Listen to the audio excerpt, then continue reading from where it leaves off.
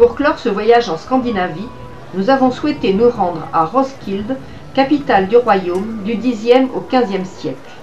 La ville a ouvert un très beau musée dédié aux Vikings, ce peuple d'aventuriers qui naviguèrent jusqu'à Terre-Neuve.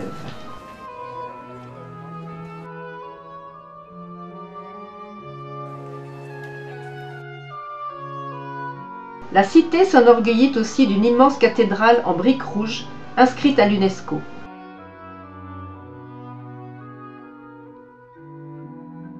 Consacrée au XIIe siècle, elle abrite les tombeaux de tous les souverains du royaume.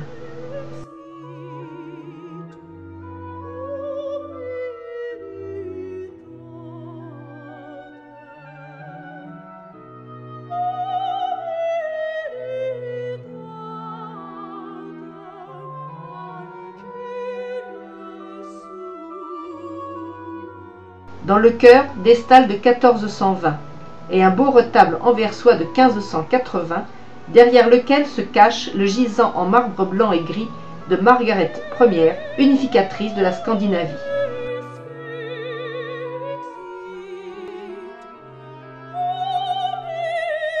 Parmi la dizaine de chapelles réparties autour de la nef, celle de Christian IV est d'un baroque inouï, avec sarcophages ouvrés et fresques.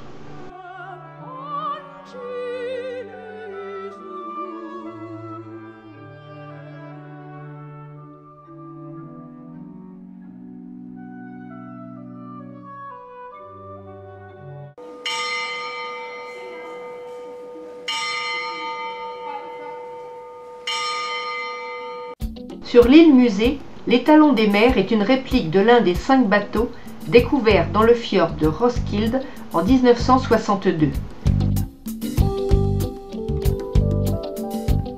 Sur les chantiers, on construit, répare et reconstitue toutes sortes d'embarcations nordiques anciennes.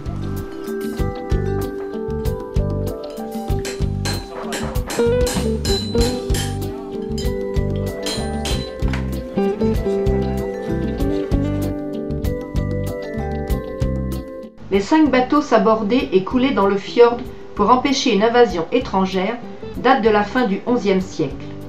Leurs carcasses, plus ou moins complètes, sont toutes différentes, du bateau marchand au bateau de guerre, connu sous le nom de drakkar. Le plus grand, modèle de l'étalon des mers, aurait été fabriqué en Irlande vers 1042. Des armatures en acier reconstituent la forme des bateaux à partir des éléments extraits de la vase du fjord.